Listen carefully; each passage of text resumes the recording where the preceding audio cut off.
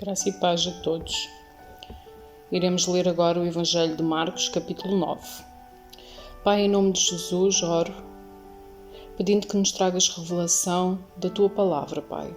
Da Palavra que nos deixaste, desta Palavra que nos transforma e que nos guia todos os dias da nossa vida. Em nome de Jesus eu oro e agradeço. Amém. Jesus prosseguiu. Eu lhes digo a verdade. Há alguns que estão aqui neste momento não morrerão antes de ver o reino de Deus vindo com grande poder.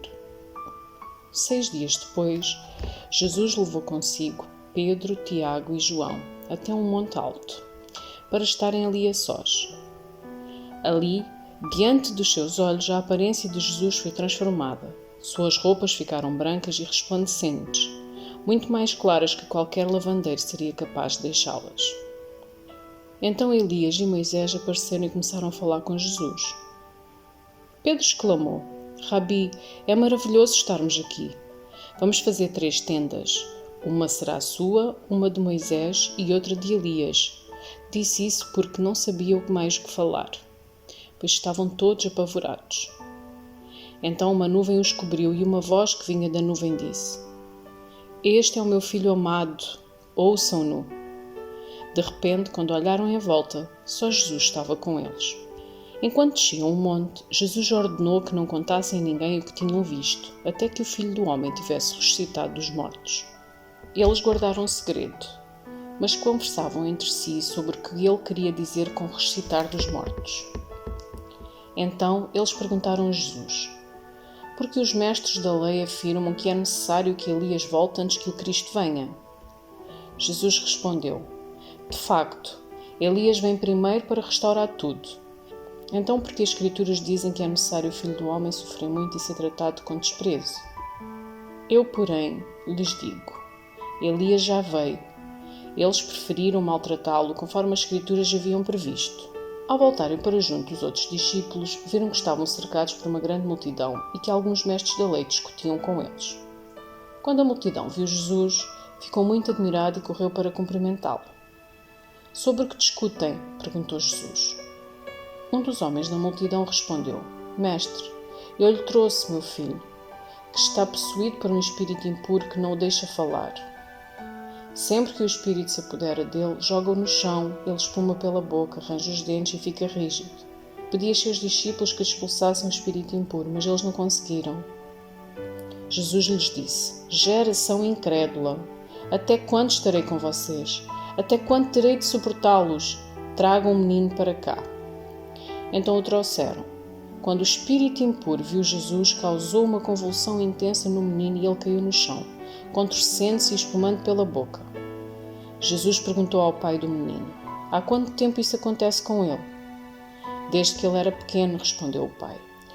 Muitas vezes o espírito o lança no fogo ou na água e tenta matá-lo. Tenha misericórdia de nós e ajude-nos, se puder.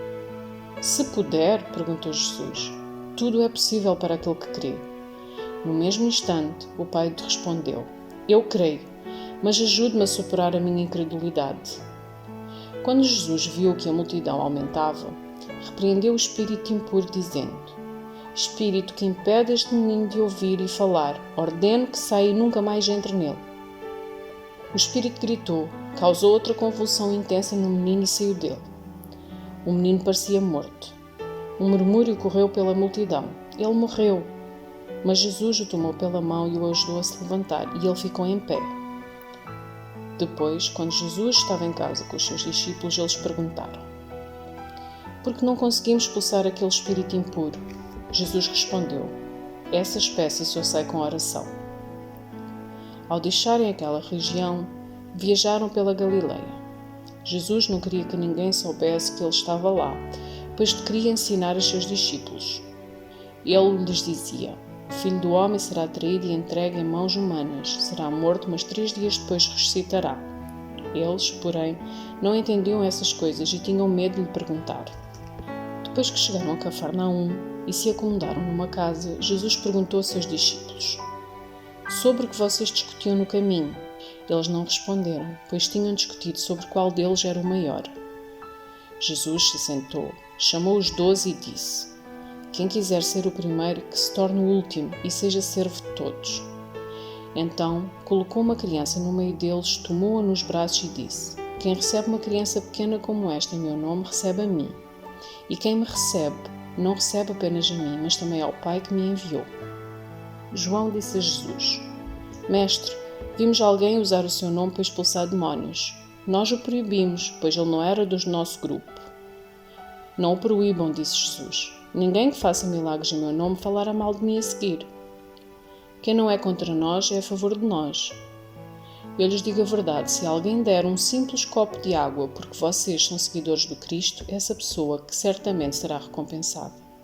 Mas se alguém fizer um destes pequeninos que confiam em mim cair em pecado, seria melhor que lhe amarrassem ao pescoço uma grande pedra de moinho e fosse jogado ao mar.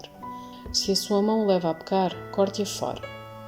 É melhor entrar na vida eterna com apenas uma das mãos que ser lançado no fogo inextinguível do inferno com as duas mãos. Lá os vermes nunca morrem e o fogo nunca se apaga. Se seu pé o leva a pecar, corte-o fora. É melhor entrar na vida eterna com apenas um pé que ser lançado no inferno com os dois pés. Lá os vermes nunca morrem e o fogo nunca se apaga.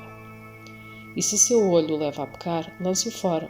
É melhor entrar no reino de Deus com apenas um dos olhos que ter os dois e ser lançado no fogo do inferno. Lá os vermes nunca morrem e o fogo nunca se apaga. Pois cada um será provado com fogo. O sal é bom para temperar, mas se perder o sabor pode torná-lo salgado outra vez? Tenham entre vocês as qualidades do bom sal e vivam em paz uns com os outros. Amém. Glória a Deus por esta palavra. Graça e paz a todos. Amém.